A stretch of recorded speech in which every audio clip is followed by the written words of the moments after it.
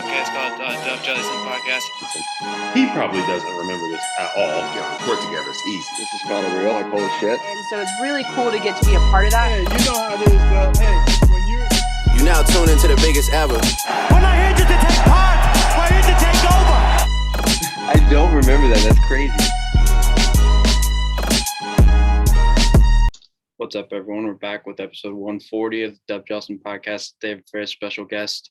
It's going to upset some of my fellow Boilermakers, but joining me today is an IU great, pro hooper over in Germany, Jordan Holes. Jordan, how are you? Hey, not too bad, man. Appreciate you having me on. Yes, sir. Thank you so much for coming on. So like I mentioned, you're playing pro ball in Germany. This is your 10th year overseas. How's the season been going for you guys? Season's been going good. A little bit different than last year, but each year, is always a little something different. Got new guys coming in. I came back to the same team this year. It's my 6th year overall in Germany. But I'm in Ludwigsburg this year again. Last year I had a really good year. This year, not doing too bad. We're playing in Champions League as well. So a lot of people aren't familiar with how things are set up over here. So you have your domestic league in Germany, and then for us, we play international as well. So that means, Champions League is one of the better international competitions. And for us right now, we actually we advanced the top 16 in that, and we play in that tomorrow. So that's been going well. And then the domestically, we have a couple big wins. So, it's going better than it could be worse, I guess. Mm-hmm. Yeah, a lot of people don't know how that's kind of set up. Recently, I've kind of been having more guys on that have played overseas, so I've gotten a better understanding of it. But it is kind of like soccer to an extent in terms of like you have your domestic league and then the Champions League, obviously. And I mean that's the second best league in the whole world next to the NBA. Yeah, the Euro League is for sure, and then the Champions League is like, it's up for debate whether that's better than Euro Cup or not. But Euro Cup is affiliated with Euro League, so that's another good international competition.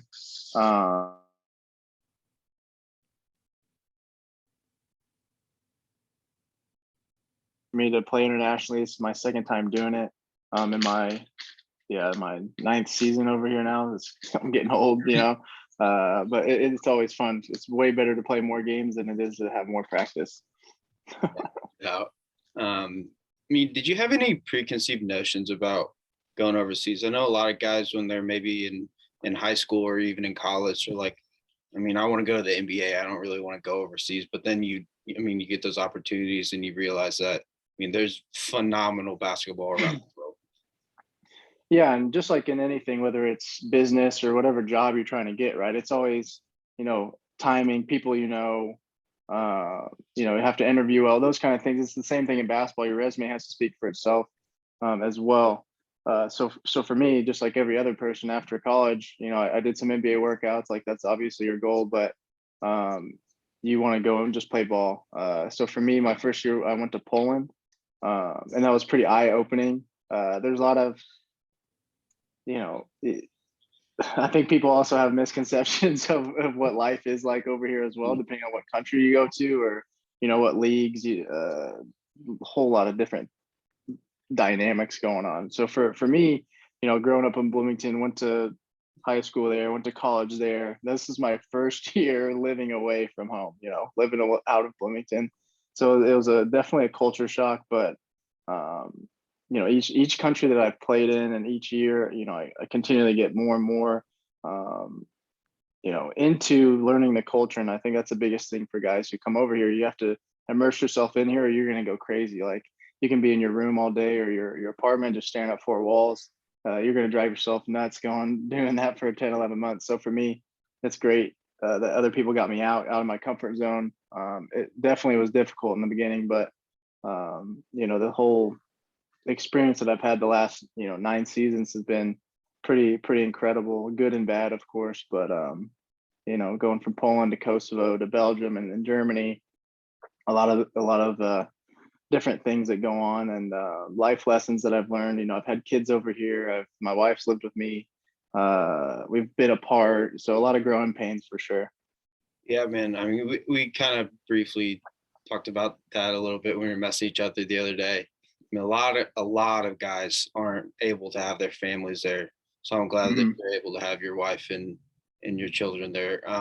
What's it been like raising them overseas? I mean, given that you're an Indiana kid for what 22 years of your life. Yeah, it's definitely different.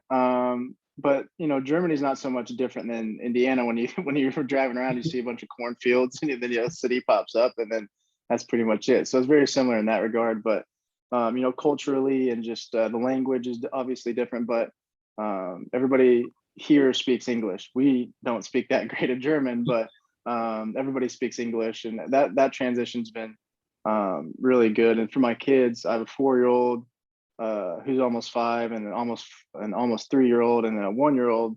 So my 2 boys, the oldest boys, they're learning the language. So it's really cool to see them go through that experience. It's very challenging in the beginning. Obviously, they're like, "What? My parents speak English, but everybody else talks to me in German." So I can't imagine what's going through their little brains. But for me, as a father and as a husband, it's been a really rewarding experience to see them go through that, because I think it's going to help them in the future. If they continue to grasp what we're actually doing here. Why are we not in Indiana? Why are we not in America? They ask me all the time. I'm like, well, this is Papa's work. This is how I can make money, put food on the table, blah blah blah. And it's going to be worth it in the end, guys. So they may hate me now sometimes, but I think eventually they'll grow to appreciate it. But me and my wife talk about it all the time. It's been a really cool experience for us.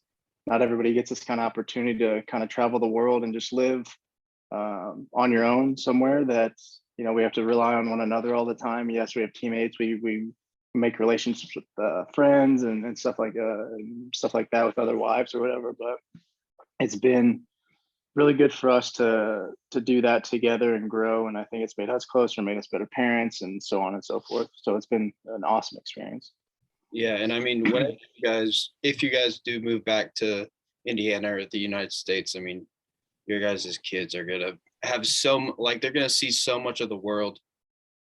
Probably more than 99% of the people that they're gonna be going to school with or be in contact with, like from such a like studying abroad is such a big thing in college. And I mean, Mhm. you guys' kids are getting that from the jump, Yeah. like that a lot. No, for sure, for sure. And it's even like when my parents, there's no way that as a kid from Bloomington, that I thought about living in Europe. Like that never even crossed my mind. Same thing for my parents. They never thought about visiting Europe until I was playing over here. So it's been really cool, not only for my immediate family here, but like my parents, my grandma's come to visit. Like all these people who've been able to come see me not only play, but to see different cultures and just to, you know, our country's so young compared to everything that we see over here. So it's been really fun to go through that with all my family, getting to do excursions or what have you. And did you have a moment where you were kind of like, all right, I'm gonna just go all in and embrace this? Because I feel like a lot of guys that I've talked to, they kind of have those hesitations when they first go over there, and then they're not Mhm. able to enjoy it. I know you kind of mentioned that earlier. For sure. And, playing overseas is like stepping stones, right? You have your great players that come out of college and go to big teams right away, but more often than not, you're going to come in, you're not going to make a lot of money. You're going to come over here and you got to pay your dues. You're going to play in smaller countries. The travel is going to be terrible. The housing is not going to be great. You're going to get paid 2 months late. Like all these horror stories that you hear, like that's very normal to many guys over here. Depending on what countries you play in or whatever. But for me, it's the first 2 years were very difficult. Poland, basketball was good. We were winning, that kind of thing. But I missed home. I was in Poland, tiny country. Nobody spoke English really. I had great teammates though. So I've been very blessed and fortunate to have great American teammates on each team that I've been on. So no matter where I was at, I was able to rely on other people who are going through that same thing with me. So that was really helpful. And my first year and my second year, I went to Kosovo, which most people don't even know where that is on a map, No. right? It's just like a tiny country that broke off from Serbia. I went there. I waited, till I didn't have a job. I waited really late, and I got this call to go out to Kosovo. Next thing you know, a week later, I'm on a plane going to this place I've never even heard of before. So I went there, and me and my wife were doing the whole distance thing that year because we were getting married that following summer. So those first 2 years were very difficult. Where I was like, is this even worth it? Should I just come back and try to get in the coaching world or start my training business, trying to grow that, or what should I do? My wife's a nurse. Should I just let her do her thing now? And there's so many things going through your head. So I was like, all right, we got married, and we're like, all right, we're gonna give this one more shot. We're gonna just see how it is. We're gonna live together. That's obviously gonna help. So fortunately, I went to Belgium, and I played for an American coach, Brian Lynch, who played at Villanova, whatever. But he was a very successful overseas player. Lived in Belgium. He wanted me on his team, and that kind of revived my passion for the game. And I tell him to this day, like, thank you, because there's no way if I had another terrible experience overseas, I don't think I'd still be playing today. So from Belgium, then I was able to keep moving up to get to Germany, and I've been here ever since. So there's definitely hard times for guys who do decide to come over here, but just know that if you stick with it, you do get to play basketball for a living, and as long as you got your positive people around you who can keep you going, you can definitely do it. You talk about obviously when when guys go to the NBA, they're like, all right, I mean, maybe this team isn't a very good fit for him. I mean, all the draft gurus and all that stuff. I mean, that's so true in overseas. But if you don't have the right fit, you're going to be miserable. And I'm glad that you've been able to find that. Yeah, for sure. And it doesn't come with, it's not always easy, but once you get to a place and you're a professional, this is what you do for a living. So you got to come in, you got to do your job. You got to make sure you're in shape, make sure you're doing this, doing that. And, fortunately for me, I've just always just kept my head down, just did the work, and it's paid off. The first 2 years were definitely, they weren't or Kosovo, I should say, wasn't the most well-known league, but I paid my dues there. And then I went to Belgium, and then from Belgium, you keep working your way up. You got to definitely find the right fit. And it doesn't always happen. You see it all the time, whether it's NBA or EuroLeague guys who are having off seasons, but then they go play for a different team or a different club. They let them do something different.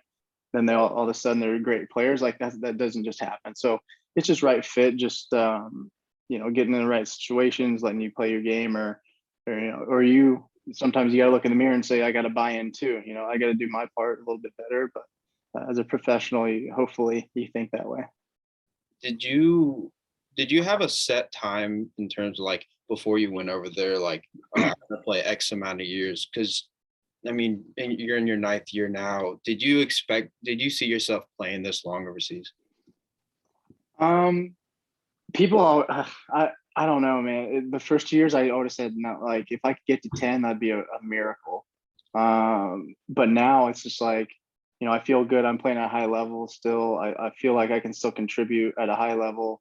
So I think as long as my wife's okay with it and the kids are comfortable, of course, and it makes sense financially and so on and so forth of those things, I feel like I could play, as long as the wheels are still going, people have always said to me, you're going to play till you're 40 or whatever. Well, I'm not athletic, so maybe I could do that. I don't put too much strain on my knees or anything from jumping or anything like that. But it's all going to come down to right fit and right situation and making sure my kids are comfortable. Because now I'm at the point where my oldest son is, he's going to have to start real school, and then the transition back to the US is going to be very different for him. And those are all things that me and my wife are trying to figure out. We have a couple more years to actually have to decide something like that, but she's happy over here. We like the life. We get to, do a lot of cool things. I'm gone a lot this year, but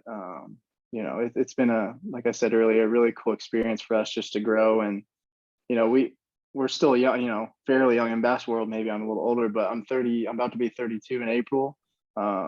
So we have the rest of our lives to get back, to Indiana. We have a house in Bloomington already and stuff like that, but we have time for that. So we'll see.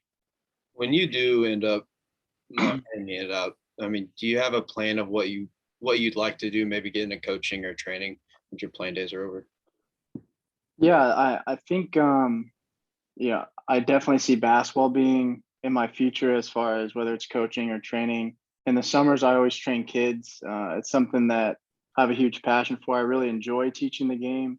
Unfortunately, I'm only home during the summertime, so it's kind of hard to build, let's say, a business or whatever, with me being gone. But with COVID coming, or when COVID came, I was home from March until October because I had to come home early. Our season was cut off, and then I didn't sign until late. So for me, that was a really take a negative and turn it into a positive. It really allowed me to grow my JH1 training stuff.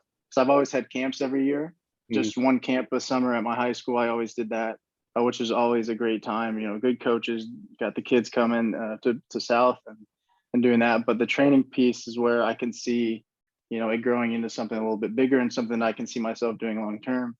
So during the summer when COVID first got here, it allowed me to train kids full time. Like I was like, all right, I don't have a contract right now. I got to go out here and I got to provide for my kids and stuff, obviously. So it was really cool though, because I saw myself getting better and better with the training process, and more kids started coming and stuff like that. So I can definitely see myself getting in the training portion, or sector, I should say, especially in Bloomington, where I'm born and raised, and I'm not super athletic. I look just like a normal guy just out there. But if a kid can look at me and say that guy can make it, I think I can really relate to kids on that level as well. And and I enjoy helping them going through that whole process and helping them understand the game. And I think I can do a good job of that. But college coaching would be fun as well, but I've traveled for the last, if I played for 4 more years, I've been traveling and living away from my family for so long that I don't know if that's something I want to do right away, to just start moving around and maybe jumping ship or something like that, having to go someplace, somewhere else. I might as well live in Europe still, but I'm definitely keeping all the options open, because I think coaching high level athletes would be something I could provide a lot of input in, with my playing experience and different styles of play, different coaching styles, schemes, and so on and so forth. I think I could bring a lot to any staff in that regard as well.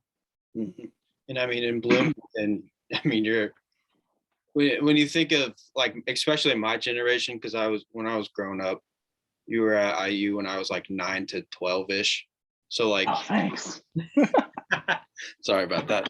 No, but I mean, still, like, I mean, you're super well known in Bloomington, so I'm assuming a lot of IU fans would send their kids to you and have that trust in you. And then obviously I think you'd be a good coach at Indiana as well, if you decided to go that route. Hey, that'd be awesome. I mean, that'd be a dream come true. Get to stay home and join the staff there. That'd be awesome. I'd do that in a heartbeat. And just being in Bloomington, I love the idea of raising my family there. That's what, like I said, we already bought a house 2 summers ago. So that's definitely in the long-term plans, but we'll see what happens. I mean, like I said, I got to keep the options open, whatever is best for me and my family. But my thinking is, doing the training piece, or if something were to open up there, that'd be, whether it's shooting coach or stat, whatever, it could be anything, I don't know, but I definitely would definitely do that. Yeah. I mean, if you look around Indiana, I mean, there's a ton of great trainers out there. Like, I know one of your former teammates, Taylor Ware, is doing his thing with competitive greatness. And then you got like Derek Grant, Joey Burton, Jordan and Courtney Delks. I mean, there's a ton of people out there. And then, I mean, I think you'd be able to slide right in and be a part of that group. Yeah, for sure. And I think that's what's so cool about Indiana. It's like in different cities, different parts of the state, you got so many guys who are knowledgeable about the game. And like I said, I think I could provide a different kind of input. And, I'm not just like, oh, this guy's the greatest trainer. This guy, I think everybody learns from everybody else too. It's not like nobody invented that one drill. Like, it's been done before, I'm sure. But I really think it's really cool to provide that for kids. And it's like you mentioned, all these great trainers around. John and Marlon's another guy who was one of my teammates. He has a great thing going in India as well. So it's definitely something that I enjoy doing. And, I don't teach them anything crazy. It's just all the stuff that I did as a kid that works, and that's the fundamentals. And sadly, I think, the more and more you watch NBA, or the more and more kids are just, oh, I need to start shooting threes all the time. Like, I really take pride in teaching them, this is how you become that. You're not just going to automatically become Steph Curry. Like, you got to learn how to shoot a normal jump shot first before you do a step back. You got to be able to dribble, do a crossover through your legs or behind the back first before you can do anything else. Like, kids, they just want to skip steps, right? It's always instant gratification that everybody's searching for, but people fail to realize, like, no, you got to learn the fundamentals first. And that's kind of where, I'm upfront with everybody who wants to come and work with me. Like, that's what we're going to do. And that's going to propel you forward. I think it'll accelerate the process once you finally grasp those things. Yeah, I saw a tweet recently. I think the account was like Ball is Life, and they always post those goofy things of doing the weird stuff in games. And someone quote tweeted and said, "We need to ban Ball is Life because it's like no one's doing any of the fundamental stuff. Everyone's just trying to make a TikTok reel or whatever you want to call it." Go viral for some, crossover. Kid taunts you to shoot a half court shot in the game, and you do it. Like, if I did that as a kid, like, are you kidding? I know it's different. I know it's way different era than whenever I grew up, but my dad would have yanked me out of the game. No question. Like, I wouldn't play the rest of the weekend if I ever did something like that. It's just different, man. And it's a learning process. The game's changed. And, but yeah, so maybe I'm a little bit more old school, but I think that stuff still works. Yeah. And I want to go back to you as a kid growing up in Indiana, going to Bloomington South. I mean, how special were those years, kind of looking back on them now and having all this perspective that you do? Yeah, I was definitely fortunate. It's not Indiana is definitely a special state. I try to explain that to people. Every team I've ever been on, I was like, Indiana is just different. I know people think we're crazy, and we are basketball crazy. That's for sure. It's different than the most, but not every kid gets the same opportunities as far as having a great coach or a great mentor or whatever. And for me, I was very fortunate to, my parents, they were knowledgeable about the game, but also all the coaches I had, they were very invested, and they taught us the right way to play the game. And, growing up, that was one of the best things. It's not always easy, that's for sure, playing for my dad, but I think, looking back, if I didn't have that great foundation, I don't think I would have made it to where I am today. But going into middle school, playing at South, just continuing to try and prove people wrong. They always said I was too small, too weak. Wasn't fast enough, whatever it was. That was always kind of like my motivation. I always played with a chip on my shoulder, and it came from, having those people who kept pushing me. And I'm very fortunate for that and thankful for that, because it drives me to this day. Like, I'm 32, or I'm about to be 32, and I'm still doing all the same drills that I did as a kid in my driveway with my mom. It's like simple stuff like that really makes me appreciate and where I came from and what it took to get here. And hopefully I can be an inspiration, or just let people know that you really can do it. There's always luck involved. You got to have the right situations, that kind of stuff, but you can control how hard you work. And fortunately for me, I had those great mentors and people in my life who pushed me to do that. And it worked out, thankfully. Yeah. And I mean, you definitely proved all those doubters wrong, just with your overseas career, phenomenal career at Indiana. And then one thing that I think is one of the highest honors you can get coming from Indiana is obviously Mr. Basketball. I mean, what was it like what was that moment like when you found out that you had won that award? Yeah, that was pretty special, man. It's, I've always been a guy who I didn't really care about the accolades or anything like that, as long as we won. And I don't think I get Mr. Basketball if we don't go undefeated. If I don't lead a team to that great of a season, I don't think I win Mr. Basketball, because there's so many good players. We're all AU teammates. A lot of us were so many great players in the state during that year. Not that I don't think I deserve. That's not what I'm saying, but it was a really cool, great honor, a testament to all the hard work that I did put in. And getting that phone call, I really didn't believe, because they called my dad at first. I didn't have a cell phone, I guess. I have no idea, but they called my dad, and he's like, "Oh, someone's on the phone for you," and he knew what was happening, and I kind of just fell to my knees and started crying, because that was something that, as a kid, you write they tell you, write your goals out, whatever. Mine was, win a state championship, be Mr. Basketball, get a Division I scholarship, those kind of things, and to kind of see the checklist, okay, did that, did that, did that. That was really really cool feeling. Yeah, that's super special. And then, I mean, like right after that, obviously you go on to have a great career at IU. I mean, I know I'm a Purdue guy. I'll always be a Purdue guy, but that story of Crean offering you the scholarship at center court gave me chills. That's insane. Yeah. I mean, Yeah. what was that moment like?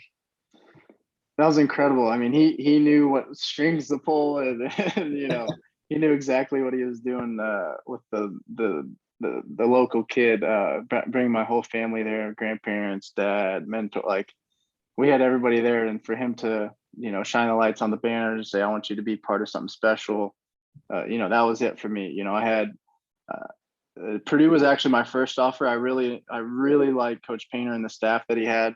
They were the people who, I give them a lot of credit, though, because they're the ones who, they came to all our AAU games. DJ Bird was my AAU teammate, and they came to all our games, and I wasn't really getting recruited for a lot of it, and I would always ask them questions like, like, what do I need to work on in order to get to that level? And they were very responsive with that, and they, I thank them for doing that for me. And Coach Painter, when he offered me, I was very thankful. And then Coach Crean, not too much later, did the same thing.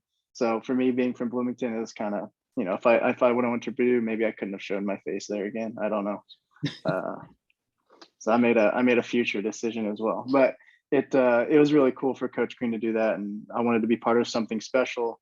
They were trying to rebuild, and for me to play early in my career was something that was important to me. But also 10 minutes from the house that I grew up in, and having all my friends and my family could be able to see me play, that was a huge factor as well. But yeah, now the rest is history, I guess. And one thing that I was thinking about when I was doing my prep is like one of my childhood dreams was to play basketball at Purdue. Obviously, I'm nowhere near the level I need to be basketball, so that didn't happen. But I mean, for you, what was it like to actually fulfill a childhood dream of like you live 10 minutes away from Bloomington, you go to the games as a kid? I mean, what is it like to actually fulfill that? It's kind of surreal at first, but at the end of the day too, I was like, I worked my butt off for this. I deserve this opportunity. It's like, I'm not some guy, they're just, oh, he's from here, so we're going to give it to him. Like, it wasn't that at all. So that's not how I viewed it. And it was really special. It meant a lot to not only me, but my family. There's lots of Indiana tradition throughout my bloodline. So it was really cool moment for me when I did decide to do that. And but once I got on campus, I always treat it like this is my job. Maybe that was a little naive, but that's exactly how I did it. And I was like, I have to do that, or else I'm going to get eaten alive at this level, because I'm already behind in like everything except maybe shooting. Like, there's nothing else. I have my heart, and I'm going to play hard. I'm going to play with a chip on my shoulder, all that stuff. But I knew what I had to do in order to get on the court. And for me to do that and to go through that, those first 2 years were very difficult. Probably I was like, what is that? What are we doing here, man? Like, I come from not losing ever to now I'm losing like every game. It was very difficult, but you could see day in and day out like the progress that we made. And looking back, it was all worth it. I wouldn't have changed anything. Maybe a few more wins my first 2 years, but other than that, it was a great experience. I learned a lot. I grew up, I had to grow up really fast. I had to learn how to play in the physical Big Ten. I had to learn, how to run a team at a younger age with guys who are much older than me. I had to try and do those kind of things. And I think ultimately it made me a way better player than, let's say if I would have went somewhere else where I just, was already established. I think going through those growing pains really helped me. And that was a dream come true, really, to, would go to 2 Sweet 16s and be an integral part of that, like just to really bring back Indiana basketball. as an Indiana kid or Bloomington kid, even I couldn't have dreamed for anything better than Mhm. And I mean, those are those are kind of the dark ages of IU basketball. I know Purdue kind of had those a couple years later in the latter half of your college career. But I mean, the whole Kelvin Sampson Dockage thing happens, and then I mean, I think Tom Crean had 13 freshmen his first year, and a lot of them weren't even scholarship guys. And then I mean, brings in a hell of a class with you, Derek, and Christian Watford, among other guys. And then I mean, just obviously grows it into something special. I mean, what was it like to kind of watch Coach Crean try to establish that that culture that he wanted to accomplish? that. Yeah, and I think for him it was, he had to. There's no culture to be had. Like we had to create something, and if we weren't going to win many games, we knew exactly what we had to do. Though we had to go out there and compete every single night. We had to play as hard as we could, and not only in games, we practiced like crazy, like nonstop, like as many hours that you were allowed. Like that's exactly what we did, and it was very difficult, very demanding, physically, mentally. But we had to set a precedent, and we had to figure it out. We had to grow. We had to, we're not going to win games in this league if we're soft, if we cut corners, if we do this, we do that. So it was very evident early on exactly how he was going to run things and what he expected out of us, and we knew what he was going to do to us, right? So those first 2 years, and then we get Cody, we get Will Sheehy, we get Vic. We start building that culture, getting guys who are there, who want to build that culture with us, who want to buy in, and then from there you just see it start growing and growing and growing. And we became brothers. It wasn't always easy, very difficult practices, and you're going at each other in practice and whatnot. But I think that's what made us so good, is that we were playing so hard in practice that the games became way easier for us. And that's kind of how Coach Crean and the staff, that's how they needed it to be early on. And then I think they saw, oh wow, these guys are really taking to it, and it just kept going up from there. So for us, yeah, we were tired, exhausted a lot, but I think it worked out. You guys ever? I mean, you might not want to answer this, but were you ever close to losing faith in what you guys were trying to accomplish? Like, did you ever get close to a point where you're like, hey, this might not be working out, maybe take a look at transferring or something like that? Because I mean, I know it's a decade removed, but I mean, now your team doesn't do well your first 2 years, you're probably jumping ship. Yeah, it's definitely a new age now, new era, new rules. Kids have the option to do that. For us, we didn't have that. Now for me personally, yes, it was very difficult. There were times where, like, did I make the right decision? Like, am I doing, because I'm trying to do all I can to have success, but we're not seeing it right away. But that I think that for me, that was just being a kid, being upset that we're not winning games. Looking back, it's like, okay, well, going through that led me to this. And I think that was way more powerful. And I think that's why eventually, my junior year, people didn't think we were going to be that good. They didn't expect us to come out. I think we started 15-0 my junior year. We beat Kentucky. That we finally get ranked. Like, we beat NC State on the road. That was our first big road win, in my tenure there. So for me, it was great to be part of that. But did I ever think about transferring? I did not. I did not. I don't think other guys did either, because we had invested so much into it, that we saw what we could be. And if we got this piece and we get that piece and we get the right guys to buy in, and that's exactly what we did. Getting guys like Will and Vic, they're not going to back down from anybody. There's only those two, right? I think in that class. And then you get Cody, big time get, and then from there it just blew up, right? So it just took the right guys, and everybody bought in, and I'm glad everybody stayed for the most part. Mm-hmm. Yeah, it's kind of crazy to look back and see, like, I mean, you guys kept adding pieces as the years went on, and then that senior year, or your senior year, I mean, obviously completely dominant. one of the best Big Ten teams that I can remember seeing. I mean, with you, Cody, Vic, Will, and then you had, I mean, Yogi Ferrell comes in. And then Yogi, yeah. It's insane. I mean, when you got to that senior year, win the Big Ten, I mean, did that just make did all the things that you guys went through, did that just make that year so much sweeter? For sure. And we had been working, you know, for me, that was my 4th year, Vic and Will the 3rd year, Cody's 2nd year. That was Yogi's freshman year.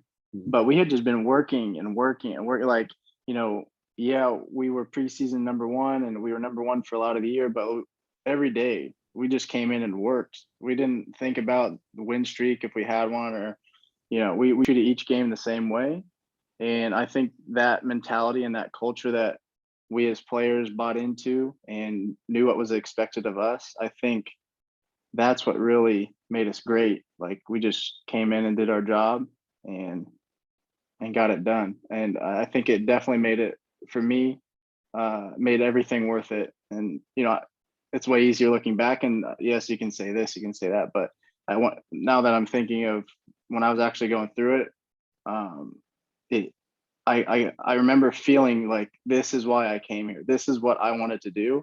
And for me to feel that I had accomplished that goal, you know, that just made it all worth it for me. And making, you know, I was proud of myself, obviously, about making my parents proud and the people who supported me through the bad times, and now also in the good.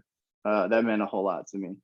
Yeah, I can only, like, what I mean, what was going through your mind when you guys clinched it, and I forget what game it was, but and you were just like, okay, we actually just did. What was going through your mind at that point?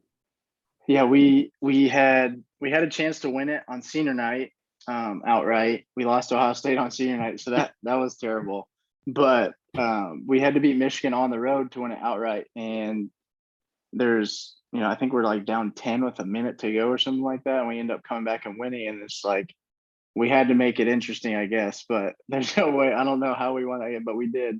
And when we won the Big Ten outright, and we had, you know, we had claimed that title or whatever, that was a moment that was probably my favorite moment. You know, we beat Kentucky. That was a really cool moment. We had really big wins, you know, against North Carolina, Michigan State, whatever. But that moment there was kind of like, you know, we did it. We set out a goal to win the Big Ten, and we accomplished that goal as a team. You know, everybody has their personal goals, but for us as a team to actually get that done with all the pressure of, you know, being number 1 a lot, and you know, you've come this far, and it'd be a shame to lose it all now, you know, like those kind of things.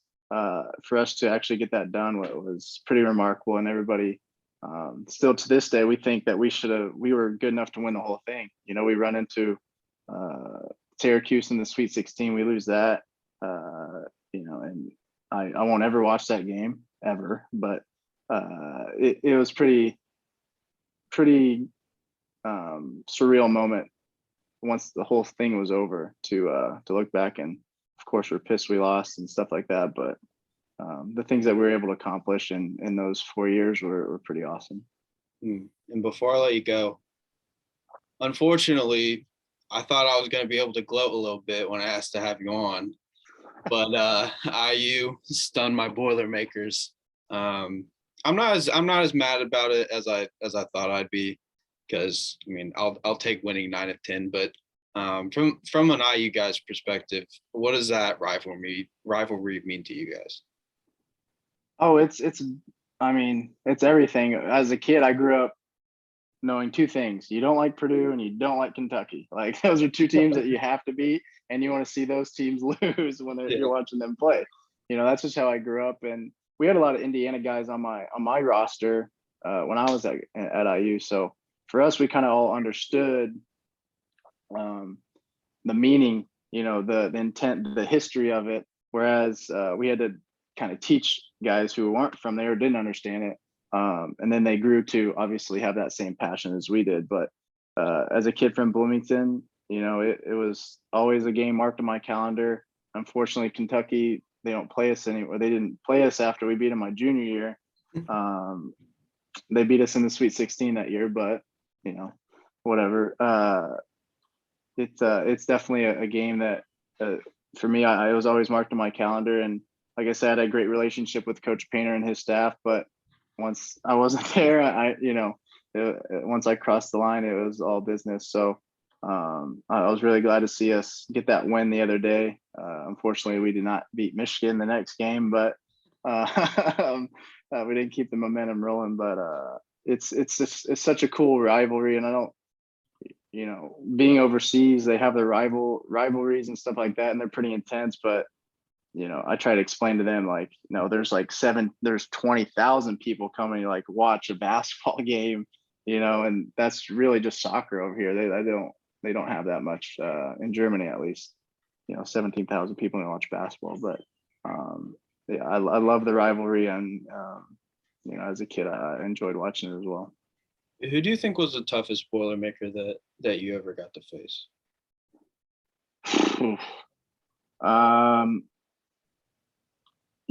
The team. I'm not just saying this because we weren't very good, but Purdue. I mean, Etwan Moore was a problem. He was really good, and Robbie Hummel was Robbie Hummel. Mm-hmm. Juwan Johnson. So I played him in high school as well when he was at Franklin Central. I played him. He was out here in Germany last year as well. I played him. He was in Munich. So it's cool to see other Indiana guys out here as well. But I'd say Etwan was really really good, and Robbie always gave us problems as well. Yeah, I mean, for me, I already talked about. I grew up. Those were some heated battles. Kind of flip-flopped in terms of success, but when I think of the Purdue-IU rivalry, I think of, those teams against guys like you and Vic and Cody, when you guys beat us by, what was it, 40? Tacky. Oh yeah, that was fun. I can imagine. And then last thing before I let you go here, what do you see for the future of the Indiana basketball program under Mike Woodson? It feels like the fans and players and everything, they're all getting behind him. What do you see for the future, and what did you think of that hire? Yeah, I think it was awesome. Not only with Coach Woodson, but the rest of the staff that they put together, bringing back Dane Fife, who as a kid I loved watching him, and then he recruited me out of high school a little bit too. So it's cool to have that relationship and to see him back in Indiana. But Coach Woodson, I think it's been really good because the players love playing for him. He's very, he's been at the highest of levels, and what kid in college where do they want to go? They want to go to the NBA. But the great thing about Coach Woodson, I think, is that he knows what it takes to get the NBA, but he also understands the tradition that Indiana has, being from Indiana and being a former player himself. So it's nice that he can mesh the two together, and we're like, look, if you want to get there, this is what you got to do. Like, I've been there, and I know I've been around these guys. What else do you need me to tell you? And I think that really relates to the kids, and just being in there a couple of times throughout the summer and seeing how he interacts with the guys. It's very cool to see the relationships he builds. And when he got hired, that was one of the cooler things that I read is how many guys came out that weren't not necessarily Indiana guys, but guys who played for him in the NBA who said, oh yeah, we love this guy. Like he's really good at relationships. He's a great guy. He knows his stuff. He, this, that, and the other. I thought that was a huge testament to his character and how he's going to try and run the program. So for me in his first year, it's been great to see the success that they've had. Just like any college team, there's going to be ups and downs, right?